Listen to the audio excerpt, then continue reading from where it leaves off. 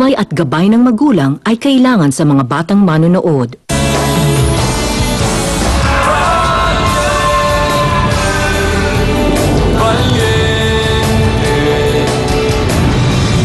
Hindi ko rin naman alam kung anong gagawin ko kung wala ka. Mahal na mahal kita. At maghihintay ako na mahalin mo ako. Isang sagot mo lang. Ako na yung pinakamaligayang lalaki sa buong mundo. Oh, Joel. Please, I will marry you. I love you. Ibig ko sabihin yan pumapayag ka na maging campaign manager ko? Mabuhay si Miguel Magno! Mabuhay!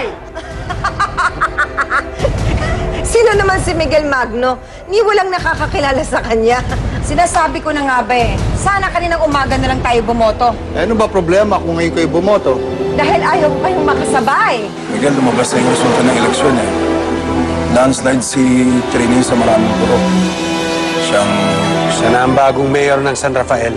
Doña Trini, kung pumunta ho kayo rito para manggulo, kung pwede lang, wag na. I'm sorry, Miguel. Pero kailangan magmula sa araw na ito, Mayor Trining Braganza na ang itatawag mo sa akin. Baka bumalik na lang ako sa Maynila. Doon ko na lang hahanapin ang pwede kong gawin. Saka ayaw ko na rin dito. Napapagod na ako sa bayang ito. Si Itay yun Huli na tayo. Pero Don Luis. I said no. Nasaan si Nicolas? Don Luis, hinahanap ko namin siya pero wala talaga Nawawala ko yung kotse namin. Malamang tinangay niya. Sino ka? Gardo? Itay. Nangyari sa mukha mo, anak. Ba't nagkaganyan ang itsura mo? Sino may kagagawa nito? Itay, araw-araw ko dinadasal na magkikita tayo ulit. May sinunog nila yung mukha ko. Hindi pa sila nakontento. Siniguro pa nilang patay ako. Gardo ang pangalan niya at hindi Nicolas. Madaling salita. Anak ko na ngayon ang anak mo nawan. Nagyak ka tagay! Tama na! Ikaw lang ang buhay ko na ito. Iisa lang ang kalaban natin. At sa pagkakataong ito, sinisiguro ko ang tagumpay natin.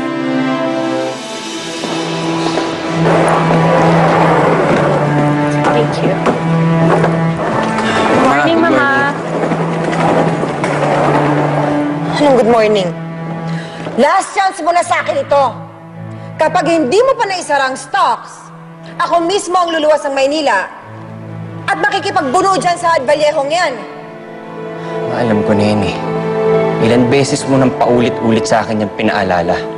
At ngayon, kung naiinis ka dahil hindi bumalik kagabi si Don Luis, huwag mo nang naiubuntod sa akin lahat ng init ng ulo mo. Hindi na ako bata para sigaw-sigawan mo. Wala kang utang na loob. Hanggat sa akin ang gagaling ang kinakain mo, kahit ilang beses kitang sampalin at pagtulakan, wala kang magagawa. Kung inaayos mo na kasi ang problema kay Vallejo, di wala kang problema sa akin. Tanga-tanga. You're okay.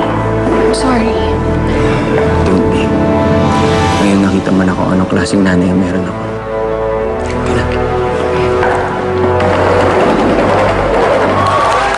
Makasama si Mayor!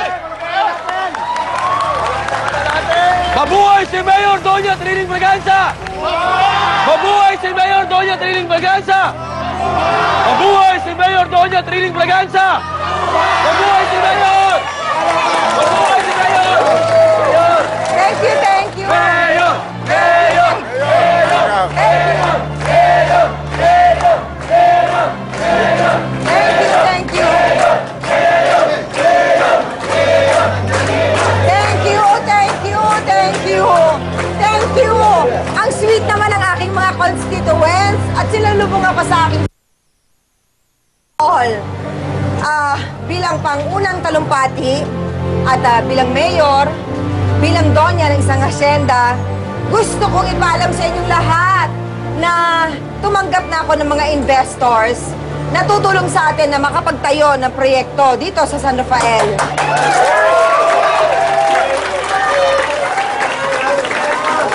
Hanggat hindi ho tinatamaan ang aming mga kabuhayan dito, Mayor, pumapayag ho kami. Good! Good! Very good! Pabubuksan natin ang pier para sa mga gustong mga lakal, open tayo. Diba? Naiintindihan ko yung gusto ninyong pagunlad. Pero hindi ba maapektan yung mga lupang sinasaka ng ilan? Yun ang kinabubuhay na nakakarami sa amin. Hindi pa namin napag-uusapan yan. Yan ang nakaschedule bukas. Yan ang meeting bukas. Sige, thank you. Inaasahan lang namin, Mayor, na magiging pantay ang kasunduan para sa lahat. Pantay, sure. Baka kasigurado kayo kasi si Vincent Lee at si Don Luis ang partner. So walang magiging problema. Okay? Silang ating mga investors.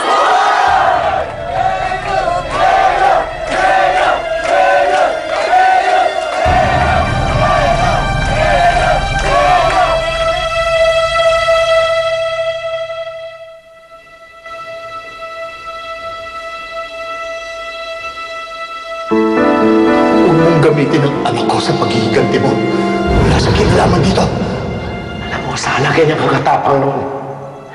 Sana tinulungan mo kami nung kinakamkam ng mga Braganza ang kayamanan namin. Nung ipinasunog nila ang bahay ko.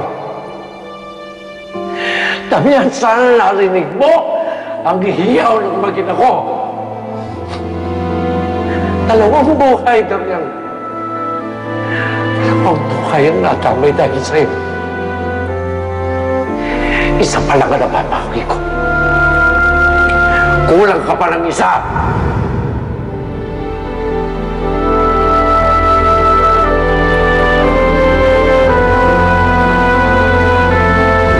Pinilit yung salbahin ng pamilya mo sa bahay na nasusunog. Pinalaan niya ang mga to, kinausap niya. Pero hindi naman sila nakinig. Magdamag buong magdamag, binantayan niya.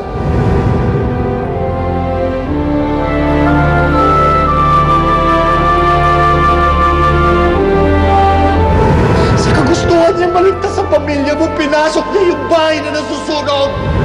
Nanghap niya yung usok hanggang sa magkasakit siya. Hanggang sa pagkamatay niya, dala-dala niya ang bunga ng kabuktutan ng ina niya.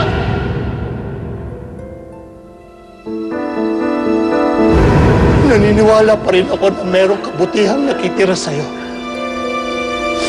Sana pakinggan mo itong pinapaliwanag ko. Huwag mong idama yung anak ko. Luis, wala kang karapatang gamitin si Gardo sa paghihiganti mo sa mga Braganza o sa akin!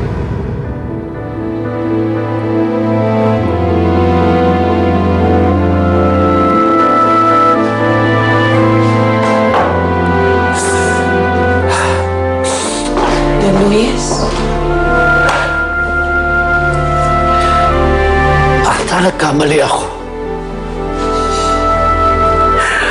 Paano kung babawiin ang galit na pinakawalan ko? Paano, Marta?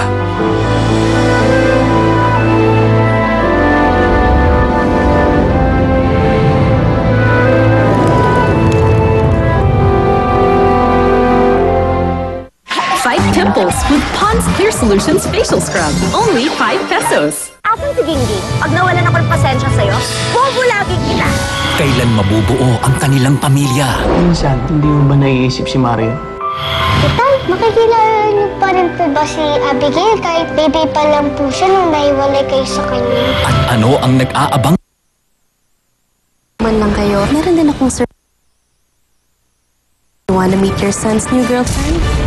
Isang dakot na luha. Bukas, 2:30 p.m. sa TV5.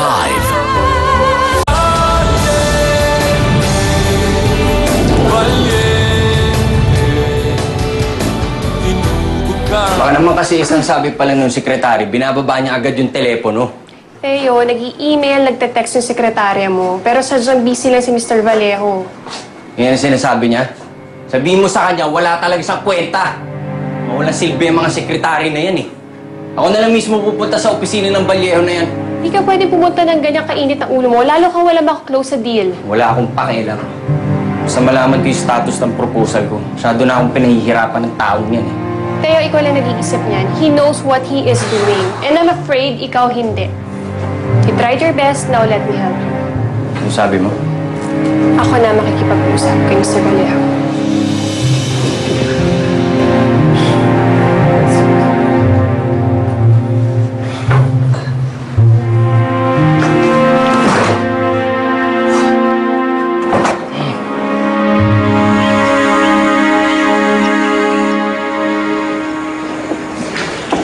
fairness, babe, ang dami mga pwedeng bachelor sa party ng mom mo. Mga anak ng governors, anak ng mayors. Wala ka man lang natipuhan kahit isa dun. Wait, I just remembered. There's this one guy who kept staring at you the whole time. He looked rich, ha? Mukha ring mautak at saka guwang. Marga, I don't need smart. I'm smart. I don't need rich. Mayaman kami. I don't need gwapo. Magaganda naman lahi namin. Wala kang kailangan. Alam mo, friend, at the rate you're going, mahihirapan ka talaga maghanap ng lalaki. Hindi naman sa ganun. Mahusay lang talaga ako maghintay. Matyaga lang ako maghintay. Yun yun. Marga, do you believe in instinct? Alam mo yun, like, when you really believe in one person, when he says, like when he is what he really is, even if people say he's dead or something. Alam mo yun? Ayan ka na naman. Ang lalim-lalim na naman ang iniisip mo. Ano na naman ba yan, ha? Wala naman. I just think that my soulmate is still alive and he's out there. Babe, which one? Sa dinami-dami ng boylet mo, may namatay ba doon? Pwede na nga, let's drink. Basta he's just there. Ano mo iniisip?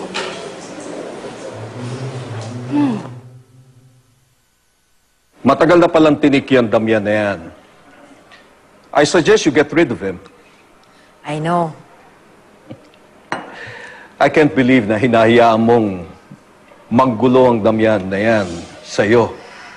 Ang hihina naman ng mga tauhan mo. Ilang beses ko nang kinausap, ginawa ng paraan, pero talagang makulit, matigas ang ulo. Kung anong gagawin ko sa kanya. Panay na ang protesta sa akin sa City Hall. Yung nangyari nung huli, alam ko siyang may kagagawan. Then all the more you should get rid of him. Alam mo, isa siyang parang apoy. Mahirap na pag yung apoy na yan umabot sa City Hall. Mahirap nang pigilan. But Vincent, I do not know anymore. Hindi ako makakilos. Lahat nakatingin sa akin. Lahat ng tao ko kilala nila. I don't want my name to be tainted. Lalo na ngayon. Don't worry, Trining. It won't. Lalo na kung tagalabas ang gagawa. Siguro naman, panahon na para makilala ako ng baluarte mo. That is, of course, kung okay lang sa'yo. But of course, may kasunduan tayo, di ba?